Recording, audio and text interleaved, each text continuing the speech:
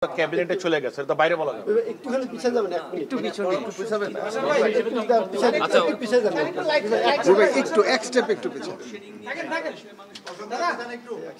বিষয়টা হলো সারা বাংলাদেশে কিছু কিছু অঞ্চলে আমাদের কিছুটা লোডশেড করতে হচ্ছে, বিশেষ করে গ্রাম অঞ্চলে অনেক জায়গাতে, এবং এইটা আমরা গত 1 মাস যাবত এটা আমরা পর্যবেক্ষণ করছি।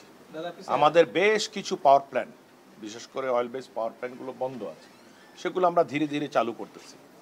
তেলের স্বল্পতা ছিল, আর্থিক স্বল্পতা ছিল, এই বিষয়গুলোকে নজরদারি করে আমরা এখন একটা ভালো পরিস্থিতি আছি।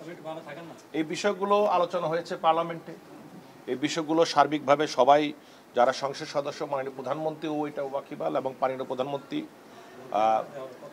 আমাদেরকে ইনস্ট্রাকশন দিয়েছেন যাতে গ্রাম অঞ্চলে নিরবিচ্ছিন্ন বিদ্যুৎ যত দ্রুত পারা যায় ব্যবস্থা করতে। আমরা সেটাই ব্যবস্থা করে এখন একটা ভালো অবস্থায় আসছি।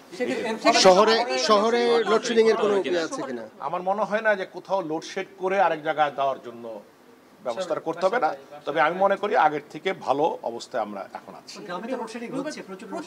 এখন আর কমে গেছে, এখন যেটা বলি, কারণ আমি তো প্রতিদিন নিউজ পাচ্ছি, আজকে যদি দেখেন জিরো লোডশেড, আস্তে আস্তে ধীরে ধীরে কমে আসতেছে। আমাদের পাওয়ার প্ল্যান্টগুলো আসতেছে, আমাদের বেশ কিছু পাওয়ার প্ল্যান্ট বন্ধ রাখা ছিল, কারণ আমরা ওই যে বললাম তেলের স্বল্পতা ছিল আমাদের, কারণ যারা তেল আনার কথা, যেসব প্রাইভেট পাওয়ার প্ল্যান্ট মালিকরা, তারা তো আনতে পারছিলেন না, তারা দেরি করতেছিলেন, যার কারণে আমাদের প্রায় ১৫০০ মেগাওয়াটের মতো প্রথম দিকে ছিল, এটা কমে আসছে এখন ৫০০, এখন একদম জিরোর দিকে চলে আসছে, বা আশা করতেছি কোনো ভবিষ্যতে এটা ভালোর দিকে যাবে। এটা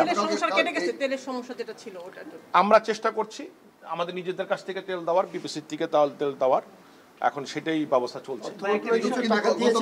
তাহলে বিভিন্ন জায়গায় যে লোডশেডিং হচ্ছে, সরবরাহ লাইনে কোনো ত্রুটি আছে কিনা? সংসদ সদস্য তাদের অ্যাবসলিউটলি রাইট আছে তাদের নিজেদের এলাকার প্রবলেমটা বলার, তারা সেগুলি প্রকাশ করেছেন, সেটাও স্বাভাবিক ব্যাপার। আমরাও তো অর্থ মন্ত্রণালয় কিছু টাকা ছাড় করেছে, এটা কি পাওয়া শুরু করেছে? আমরা পাচ্ছি, আমরা কিছু কিছু করে পাচ্ছি, সেটা দিয়ে আমরা ম্যানেজ করার চেষ্টা করি।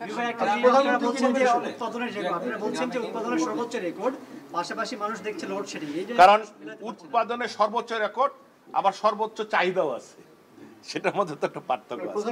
কারণ এবার আপনারা দেখেছেন যে বিগত 50 বছরের ইতিহাসে সর্বোচ্চ তাপমাত্রা ছিল, সেই তাপমাত্রার জন্য তো আমরা কেউ প্রস্তুত ছিলাম না, বাট আমাদের জেনারেশনে আমরা যতটুকু প্রস্তুত ছিলাম সেই প্রস্তুত পর্যন্ত আমরা গিয়েছি, এবং তার উপরে যদি যাওয়ার জন্য আমাদের চেষ্টা ছিল, আমরা করতে পারতাম, কারণ আমাদের হাতে পাওয়ার প্ল্যান্ট ছিল। কিন্তু মুশকিলটা হলো, আমি বারবার বলছি, অর্থের সংস্থা এবং আমাদের তেলের সংস্থা, এই দুটা জিনিসকে সমন্বয় করতে হবে।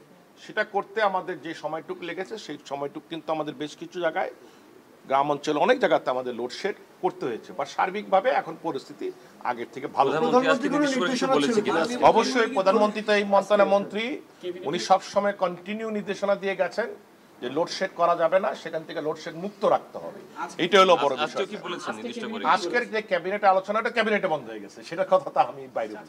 ধন্যবাদ।